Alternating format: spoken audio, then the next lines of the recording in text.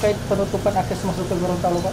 Ya, alhamdulillah kami bahas tadi dan kita telah bahas sesuai dengan Peraturan Menteri Perhubungan Nomor 25 tahun 2020 tentang hal itu. Bahkan di situ sudah jelas bahwa pelarangan masuk maupun keluar baik lewat sisi darat, udara, laut, dan kereta api. Tetapi di pasal 2-nya itu berbunyi bahwa menjelaskan yang dilarang itu daerah zona merah dan dari daerah berlaku bagi daerah PSBB. Nah, ini yang lagi kita kaji, sedangkan kita kan belum PSBB, juga belum zona merah, tapi kita tunggu lagi, kita cari kajian-kajian hukum yang lain, aturan lain kita sesuaikan. Karena permintaan dari teman-teman permohonan kabupaten kota khususnya perbatasan itu setiap hari itu tidak terkendali lagi. Jadi ada dua hal yang ingin kita bahas. Yang pertama, menutup masyarakat atau orang masuk dari sisi darat, laut, udara ke Gorontalo dan dari luar Gorontalo maupun yang di dalam. Jadi luar dalam yang kita harus urus, bukan hanya di luar saya tapi di dalam juga. Di dalam apa? Yaitu membatasi kegiatan-kegiatan masyarakat. Para ASN kita sudah berlakukan kerja dari rumah, tapi masih banyak juga ASN dan PTT laporan ke saya di luar, tidak bekerja di rumah, malah berkeliaran di luar. Begitu juga untuk belajar, guru harus memberikan pelajaran dari rumah, anak sekolah juga dari SD, SMP, SMA, mahasiswa, tapi masih banyak mereka masih ada, ya. Laporan ke saya masih ada orang-orang itu berkeliaran di luar. Nah, ini yang kita atur. Makanya kita atur mungkin pembatasan kegiatan di luar rumah. Pembatasan kegiatan di luar rumah mungkin kita bahas dari jam 7 pagi sampai jam 17.00. Itu orang boleh beraktivitas, tetapi tetap jaga jarak. Harus pakai masker dan aturan-aturan lain. Jam 17.00 juga ini bulan Ramadan harus di rumah. Ya mungkin mereka mempersiapkan untuk berbuka puasa, bikin kue atau dan lain-lain. Dan kebiasaan tradisi di Gorontalo itu setiap bulan puasa itu sore hari itu banyak orang berkumpul di tempat-tempat jualan kue atau makanan siap saji, kelapa muda dan lain-lain. Nah, ini juga terjadi penumpukan masyarakat sini, ini yang kita akan atur, ya. Tidak melarang tapi kita akan atur, sehingga termasuk sudah edaran dari Pak Menteri Agama tentang pedoman pengaturan pelaksanaan ibadah Ramadan 1441 Hijriah. Himbauan itu untuk beribadah di rumah, ya. Idul Fitri pun di rumah dan diberlakukan. Jadi akan kita atur, kita lihat aturan-aturan yang lainnya, kita kaji agar dampak positifnya lebih banyak daripada negatif. Ada ke depan ada sweeping, Pak, untuk kegiatan-kegiatan yang itu akan kita atur semua dan kita akan bantu TNI Polri, ya. Pak. Jadi kita sudah sangat bertekad untuk menutup masyarakat masuk keluar Gorontalo, karena di dalam kita atur harus di rumah, kerja di rumah, belajar di rumah, tapi dari luar perbatasan ini ratusan bahkan ribuan orang tidak terkendali masuk, walaupun kita periksa. Kemarin kita sudah perketat bagi penumpang darat, laut, udara yang ada indikasi COVID-19 setelah di rapid test dan positif, itu hari juga kita kembalikan. Yang kalau di orang luar, kalau di orang Gorontalo langsung kita arahkan ke tempat karantina masing-masing di kabupaten kota yang ada. Apalagi? Pak, edaran dari pemerintah pusat daerah Kabupaten ibadah kan bisa di rumah. Ya. Tadi malam, hari pertama masih ada beberapa masjid di kota maupun Kabupaten Monobolanggo, juga ada yang masih sholat berjamaah dan tidak melakukan fisikalisasi. Ini yang saya sesalkan, yang saya pertanyakan komitmen daripada teman-teman pemerintah daerah, baik kota kabupaten. Kemarin kami sudah sangat tegas, saya sudah sangat tegas, tolong hasil kajian, hasil kesepakatan kita ini dilaksanakan dengan penuh rasa tanggung jawab.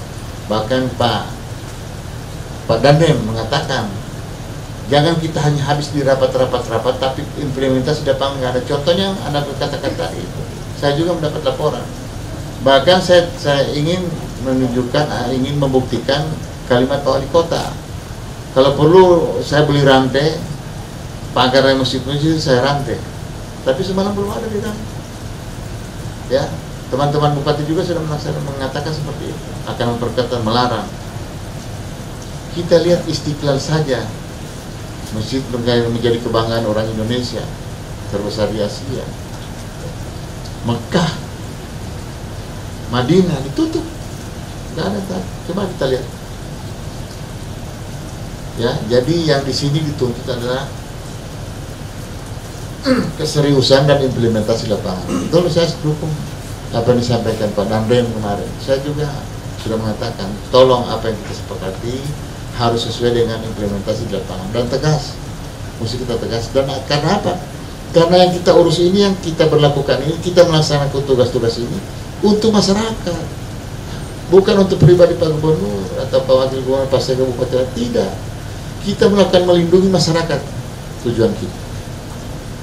Karena setelah dikaji, ini COVID-19 ini sampai sekarang belum ada penangkalnya,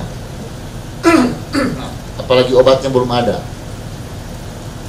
penangkal virusnya belum ada. Siapapun, dia nggak mengenal gubernur, bupati, menteri, semua pejabat TNI Polri, dan dia nggak teguh pistol, nggak kelihatan. Lain dengan makhluk yang lain. Jadi tolong dipahami, disadari oleh masyarakat, apa yang kami lakukan ini jaga jarak untuk kalian.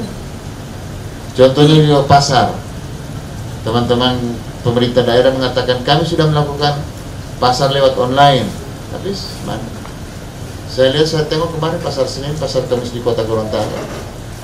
Kemarin juga saya sempat katakan ke Pak Bupati Gorontalo, pasar hari Rabu, pasar Purbala ramai, bahkan sudah sampai di pinggir jalan orang jualan.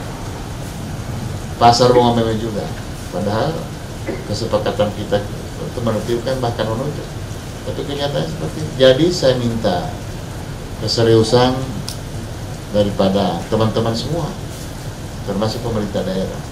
Kalau memang kita tutup semua.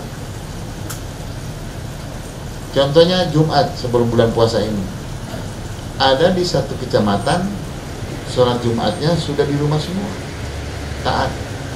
Tapi di kecamatan sebelahnya belum taat, masih ada yang di sini datang ke sana. Terjadilah penumpukan lagi di sini. Jadi kemarin kita sepakati, kalau tutup semua harus sepakat.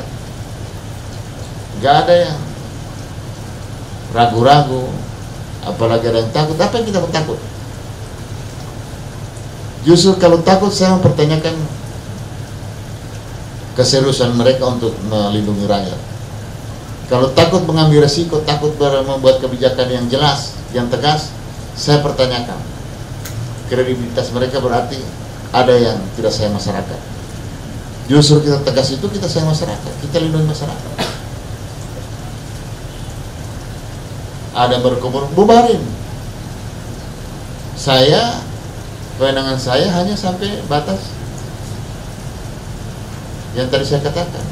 Tangan saya tidak bisa sampai ke camat, tidak bisa ke lurah, tidak bisa ke desa. Yang tangannya bisa sampai ke sana bupati wali kota.